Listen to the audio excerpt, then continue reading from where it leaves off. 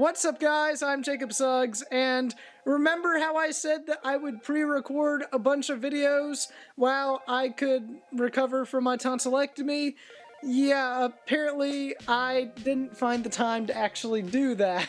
So unfortunately, for 2.5 weeks, I've just been MIA. I've basically been sitting in my room, eating mashed potatoes and other really soft foods, and watching a bunch of shows and movies that I might talk about a few, I'm not sure yet. But yeah, that's basically what I've been doing. It ain't been fun.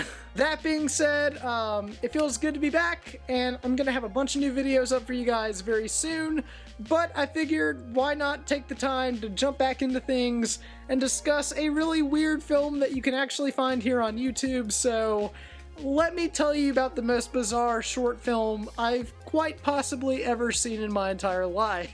So if you don't know, I write written reviews for films on a website called Letterboxd, which is essentially one big social media outlet for film fans like myself and others that can talk about films that we've seen and been watching and recommend movies to each other and other people. It's honestly really cool. Now, I'm not sponsored by Letterboxd for this episode, but if you are curious to know what I've been watching and watched while I was recovering from my tonsillectomy, then I will link a link to my profile down in the description down below. That was a lot of words. Man, I gotta recover from this. But for the past few months, something caught my attention on the website. It seemed like I kept seeing the same weird poster appear on my feed in one way or another, and it didn't have a title on it or any credits. It just simply was a poor quality photo of a young woman standing in a house. I saw this literally everywhere and had no idea what it meant, so I eventually just decided to check it out and figure out what all the hubbub about this movie was. And after figuring out all of the details, the title is possibly in Michigan and can actually be watched as previously stated here on YouTube. It's only 12 minutes long, so technically speaking, it's a short film, so if you want to go watch it, there you go. That's how I did it anyway. It's gonna be really hard for me to explain exactly what happens in this short film, so I'd honestly recommend watching it first and then coming back to watch this video.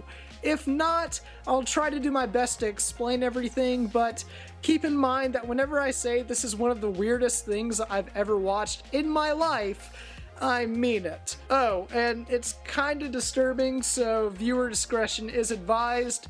If you're a younger kid out there just watching my channel, I don't know if I can recommend this for you, but if you are curious, link down in the description, go check it out and then come back to watch this video. Now, the film is also on Vimeo, and according to the description on that website, Possibly in Michigan is an operatic fairy tale about cannibalism in Middle America. A masked man stalks a woman through a shopping mall and follows her home, and in the end of the film, their roles are reversed whenever the heroine deposits a mysterious hefty bag at a curb. Now, the film was released on January 1st, 1983, and was actually directed by a woman named Cecilia Condit, who has other works really similar to Possibly in Michigan after doing more research. She seems to really enjoy deconstructing the perception of reality and combines the absurd with everyday life. Now, on the surface, Possibly in Michigan is just a really odd experience. In fact, I really just wanted to stop watching so many times, but I just couldn't seem to pull my eyes away from the screen. See, there's a beauty in the horrific and the absurd, and Condit perfectly demonstrates that here. So if you're like me, you're probably wondering what exactly it all means. So here's what I got from it, but if you want to go even deeper, I've linked several articles down below that further explain how deep this rabbit hole goes, and believe me, it gets deep. Possibly in Michigan, to me, discusses the duality of being a young woman in society, something that is both feminine and beautiful, but can also be objectified and weakened if they aren't careful or choose to become exactly that. We see this at the start of the film where Sharon and Janice, the two main characters, are seen spraying perfume and walking through a shopping mall, pretty normal everyday stuff, right? However, the man stalking the two women wears several creepy artificial masks which hide his identity yet allow us to know his motivation right from the get-go. But this is completely flopped when, after the man breaks into Sharon's home and attempts to beat and rape her, Janice eventually shoots the man dead and the two cook and eat him. So yeah, it's a pretty reasonable response to someone attacking you. I mean, I know whenever somebody comes into my house and tries to beat me, that once you cook them and eat them, it's all good. The film ends with the women putting his bones in a trash bag and watching as his dismembered remains are sent to the dump.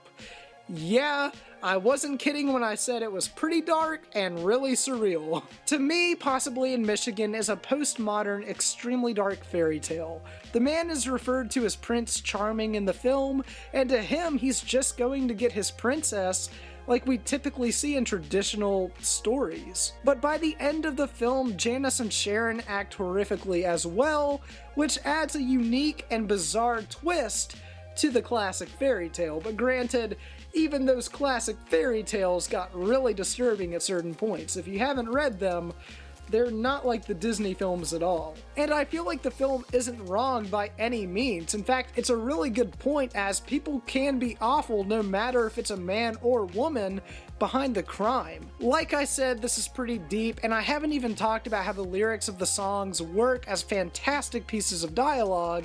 But if you really are curious about how deep this goes, just check out the description where you can see the sources that helped me partially understand what was going on in this short film. And like I said, the entire film is on YouTube to watch for free. It's only 12 minutes.